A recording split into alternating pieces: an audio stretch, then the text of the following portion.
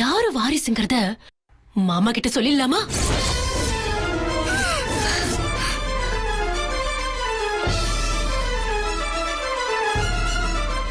அந்த பணிகர் வந்து உனக்கு இன்னொரு வாரிசு இருக்குன்னு சொல்லிட்டு போனார்ல, அதுல இருந்து இவன் ஒரு மாதிரியா தான் முத்து மாமா இருக்கான். யாரு வந்தாலும் உண்மையான வாரிசே வந்தாலும் என் ருத்ரா குட்டி தான் என்னோட மூத்த பொண்ணு.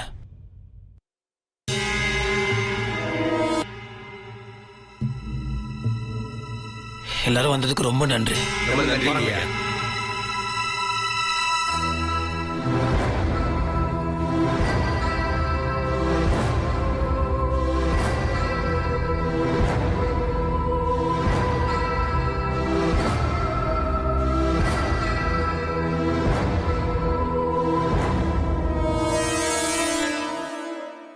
இங்க வாப்பா.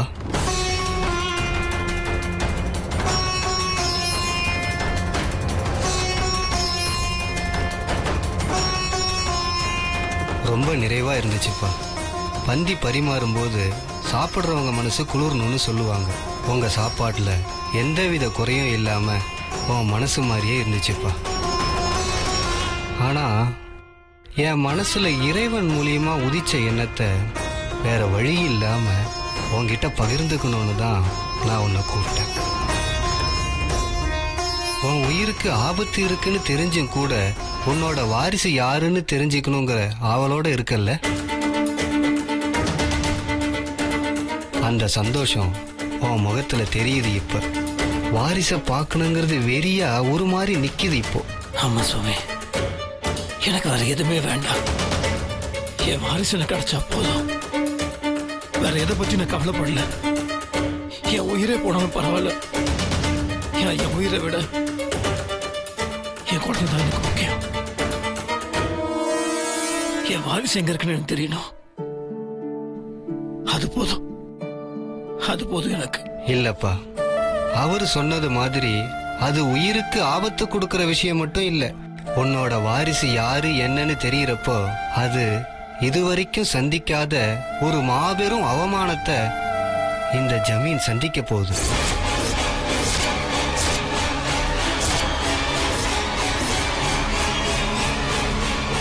என்ன சாமி சொல்றீங்க?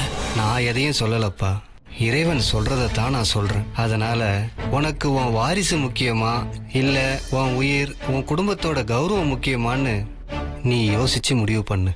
வர்றேன்ப்பா.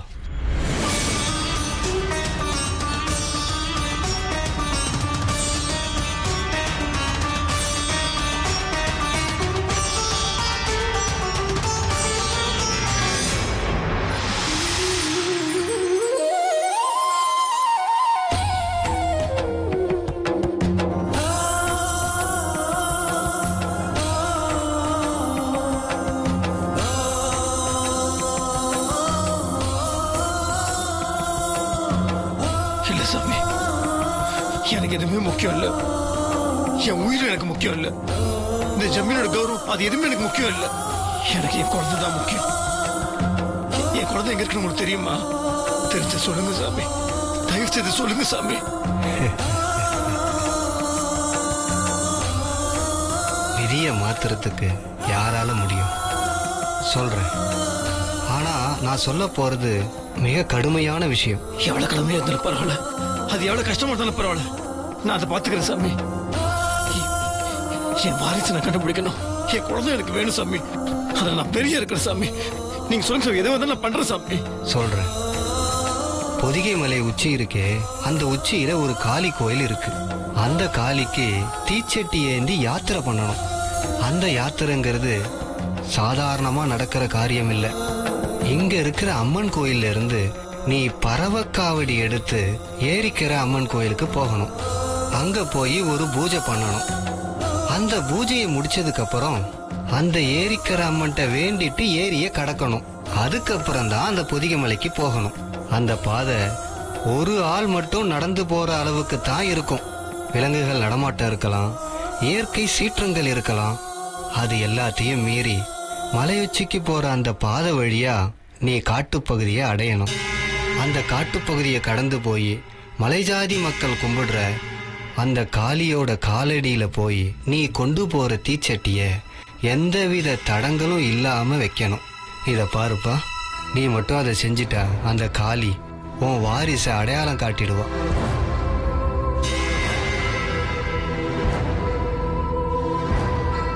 ஆனா ஒரு முக்கியமான விஷயம், அப்படி தடங்கள் வந்தா நீ ஆசைப்பட்ட மாதிரி உனக்கான பதில் கிடைக்காமலே போயிடும். மனம் ஒன்றி உன்னோட வாரிசு யாருன்னு தெரியணும்னு பயபக்தியா அந்த கடினமான யாத்திரைய நீ மேற்கொள்ளணும். ஒருவேளை அப்படி நீ செய்ய முடிஞ்சா நீ எதிர்பார்த்த பதில் உனக்கு கிடைக்கும்.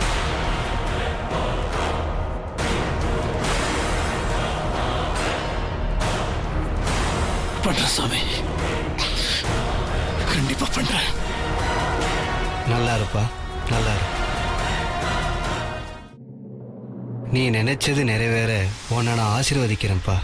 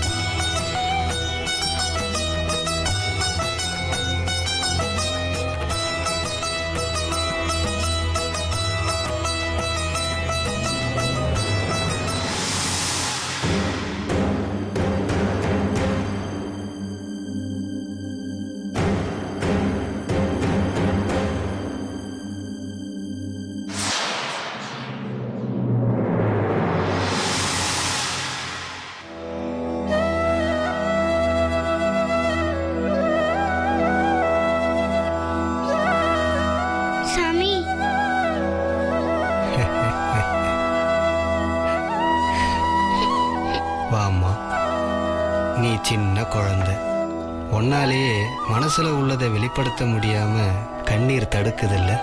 உறவுங்கிறதே அப்படித்தானே, கண்ணீரை வர வைக்கும். அது சந்தோஷமா இருந்தாலும் சரி, துக்கமா இருந்தாலும் சரி, கண்ணுல இருந்து கண்ணீரை வர வைக்காம இருக்காது. நீ என்னை தேடி வருவேன்னு எனக்கு தெரியும் குழந்தை. நீ எதுக்காக என்னை தேடி வந்திருக்கங்கிற விஷயமும் எனக்கு தெரியும். நீதான் அந்த குடும்பத்தோட உண்மையான வாரிசுங்கிறதும் எனக்கு தெரியும். உனக்கும் அந்த உண்மை தெரியுங்கிறதும் எனக்கு தெரியும்.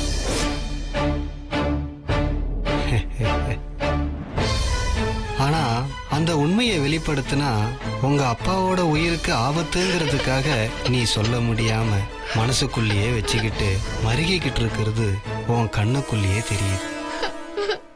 ஆமா சாமி, நான் சொல்லி என் அப்பாக்கு ஏதாவது ஆயிடுச்சுன்னா நான் என்ன பண்றது? அதனாலதான் எனக்கு ரொம்ப பயமா இருக்கு. இத பாருமா, உனக்கு தெரிஞ்ச உண்மையை நீ வெளியே சொன்னா உன் உயிருக்கே ஆபத்தான நிலைமை அந்த வீட்டுல நிலவுதுன்னு எனக்கு நல்லா தெரியுது. என்ன செய்யறது? கை கெட்டுற தூரத்துல பக்கத்திலேயே இருந்தாலும் நீதான் வாரிசுன்னு உங்க அப்பாவுக்கு தெரிகிற காலம் தள்ளி தள்ளி போகுது. ஆனா அதுக்கு பல காரணங்கள் இருக்கு. எல்லாத்துக்கும் கர்ம வினை தான் காரணம். அதனால அதை தாண்டி இன்னும் நிறைய விஷயங்கள் நடக்க வேண்டி இருக்கு. உன்னோட அப்பா 7 கடல் 7 மலையை தாண்டி போற மாதிரியான கண்டங்கள் எல்லாத்தையும் கடந்து வந்தா மட்டும்தான் நீ நினைச்ச விஷயங்கள் எல்லாம் நடக்கும். நான் சொல்லாம இருக்கிறது தப்பா? என் மனசுக்கு ரொம்ப உறுத்தலா இருக்கு. அப்பா வேற கண்ணீர் விட்டு அழுதாரு. நான் எங்க இருக்கேன்னு அப்பா என்ன தேடுறாரு. அப்படி இருக்கும் போது அவர்கிட்ட நான் உண்மையை மறைக்கிறது ரொம்ப கஷ்டமா இருக்கு சாமி. இத பாரு குழந்தை, இது நீ சரி பண்ற விஷயம் கிடையாது. இப்ப போய் நீயே வாயை விட்டு நான் தான் உண்மையான வாரிசுன்னு உங்க அப்பா கிட்ட சொன்னா கூட உன் வாக்கு செல்லாதும்மா. ஏன்னா உங்க அப்பாவே உன்னை நம்ப மாட்டாரு. அந்த அளவுக்கு அதை பொய்ப்பிக்க உன்னை சுத்தி என்னெல்லாம் நடக்கணுமோ அது எல்லாம் நடக்கும். உனக்கு என்ன நல்லது நடக்கணுமோ அதை கண்டிப்பா தெய்வம் நடத்தி வைக்கும். அதனால நீ தைரியமா வீட்டுக்கு போ. நீ எடுத்திருக்கிற முடிவு சரிதான். உன் அப்பாவோட கண்ணீரை காணாம போக வைக்க நீ படாத பாடு படுறது புரியுது. வருத்தப்படாதம்மா. சீக்கிரமாவே உன் மனசுக்கு நல்லது நடக்கும். போயிட்டு வா, நல்லா இரு. எதை பத்தியும் கவலைப்படாம தைரியமா இரு. போயிட்டு வா குழந்தை.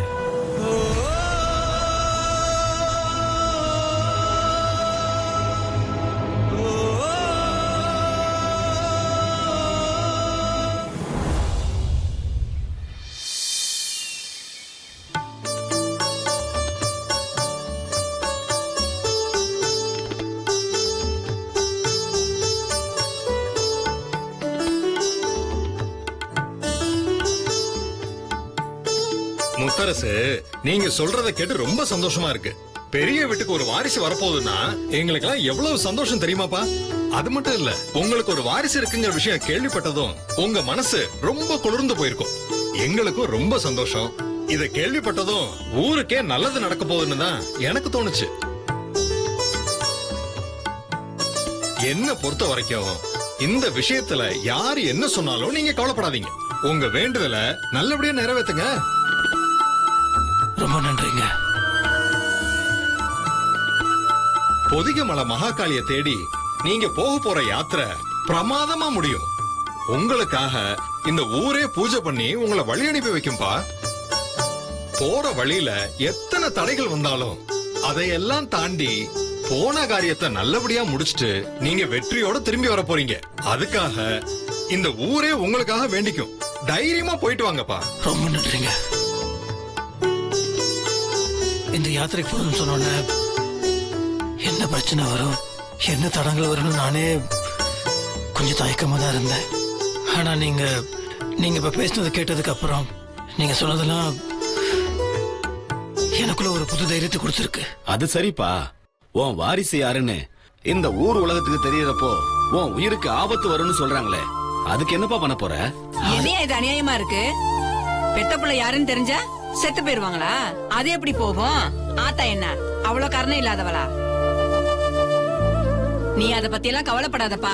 ஆத்தா உனக்கு எப்பவும் துணை இருப்பா. நீ தைரியமா போயிட்டு வா. ஆத்தா உனக்கு நிழலா இருந்து உன்னை காப்பாத்துவா. நீ போயிட்டு வாப்பா. மருதன், என்ன பண்ணி வச்சிருக்கீங்க? இப்போ வரைக்கும் எல்லாமே மாமாவுக்கு சாதகமா தான் போயிட்டு இருக்கு. இப்ப தெரிய போது பாரு.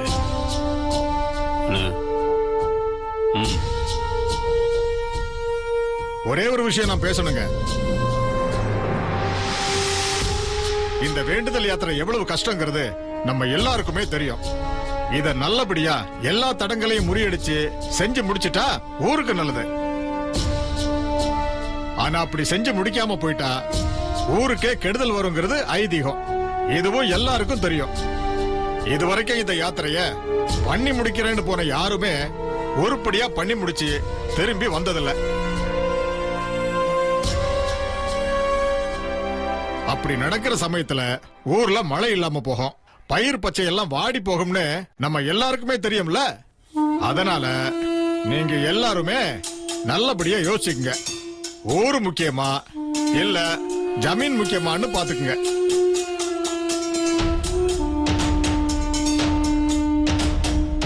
இப்ப நீ என்னப்பா சொல்ல வர?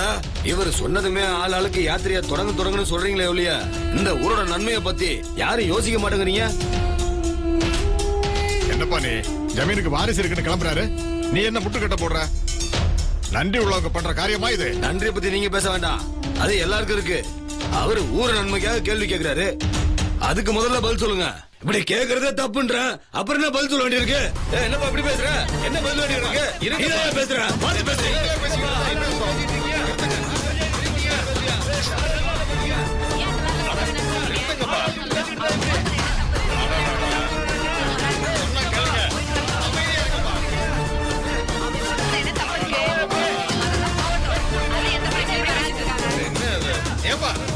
கொஞ்சம் அமைதியா இருங்கப்பா, அமைதியா இருங்க. நான் எதுக்கு இருக்கேன்? என்ன கொஞ்சம் பேச விடுங்க. நாம எது பேசுறதா இருந்தாலும் நன்றி விசுவாசத்தோட பேசணும். அதுதான் நமக்கு அழகு. இந்த ஊர்ல இருக்கிற பாதி இடத்துக்கு மேல ஜமீனுக்கு சொந்தமானது. அவங்க இடத்த தான் நம்ம வாழ்றதுக்கும் கோயிலுக்கும் கொடுத்திருக்காங்க. எவ்வளவோ செஞ்சிருக்காங்க. அப்ப செஞ்சது மட்டும் இல்ல, இப்பவும் நிறைய செஞ்சுக்கிட்டு இருக்காங்க. பதிலுக்கு நாம அவங்களுக்கு என்ன செய்ய போறோம்? முத்தரசன் தம்பி சொல்றப்ப நாம நன்றியோட உதவி செய்ய வேண்டாமா? உபத்திரம் செஞ்சா எப்படியா? நாம எல்லாரும் இந்த யாத்திரைய நல்லபடியா முடிக்கணும்னு ஆத்தால வேண்டிக்கிட்டு வழி அனுப்பணும். இதுதான்ப்பா என்னுடைய தீர்மானமான முடிவு. நீங்களும் இந்த முடிவுக்கு ஒத்துழைப்பீங்கன்னு நம்புறேன். இதுக்கு சரின்னு சொல்றவங்க எல்லாம் கைய தூக்குங்க.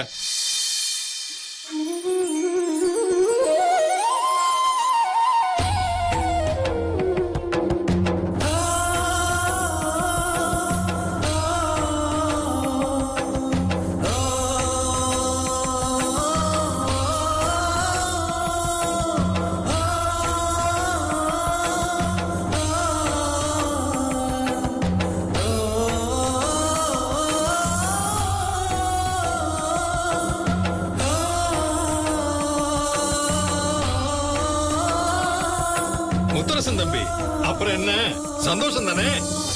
பாத்தீங்களா, ஊர் மொத்தமும் உங்களுக்கு தான் ஆதரவா இருக்கு. சந்தோஷமா போயிட்டு வாங்க, நல்லதே நடக்கும். நாளைக்கு நீங்க நினைச்ச மாதிரி யாத்திரைக்கு கிளம்புங்க. ரொம்ப நன்றிங்க, எனக்காக நீங்க பேசியிருக்கீங்க. ரொம்ப நன்றி. இது என்னோட ஊருங்க. இந்த ஊர் நல்லா இருக்கணும். என் ஊருக்கு எந்த கிடத்துல வர்றதுக்கு இந்த முத்தரசன் விடவும் மாட்டான். என்ன தம்பி, பெரிய பெரிய வார்த்தையெல்லாம் பேசுறீங்க? உங்களுக்கு இந்த ஊர் துணையா நிக்கும். கவலைப்படாம போயிட்டு வாங்க தம்பி. நன்றி.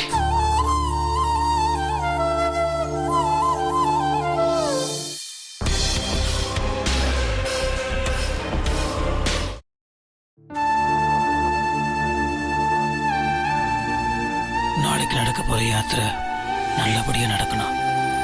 எனக்கு என் வாரிசு கிடைக்கணும்.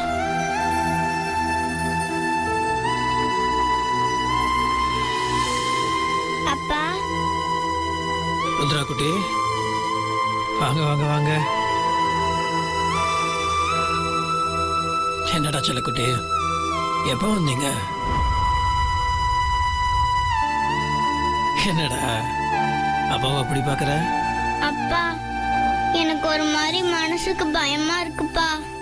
பயமா? ஏன்? இல்ல, நாளைக்கு நீங்க போனா உங்க உயிருக்கே ஆபத்து வரும்னு அந்த சாமியார் சொன்னார்ல, அத மாரி நீங்க போறேன்னு சொல்றீங்கல்லப்பா, அதான் எனக்கு பயமா இருக்கு. டேய், ஒண்ணும் இல்லடா, நீ பயப்படுற மாதிரிலாம் அப்பாவுக்கு ஒன்னும் ஆகாது. சாமி கும்பிட தானே போற, அப்பா நல்லபடியா போயிட்டு வந்துருவேன். என்னடா, இன்னொரு குழந்தை வந்தவன அப்பா உன்னை மறந்துடுவேன்னு நினைக்கிறியா? அதெல்லாம் ஒன்னும் இல்லப்பா, எனக்கு உங்களை நினைச்சுதான் பயமா இருக்கு. உங்களுக்கு ஏதாவது ஒண்ணு ஆயிடுச்சுன்னா என்னால தாங்கிக்கவே முடியாதுப்பா.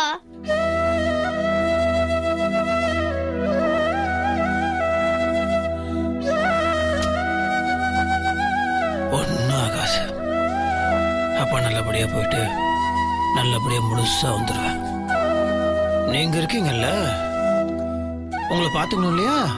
அதுக்காவது அப்பா நல்லபடியா போயிட்டு வந்துடுவேன். சரியா?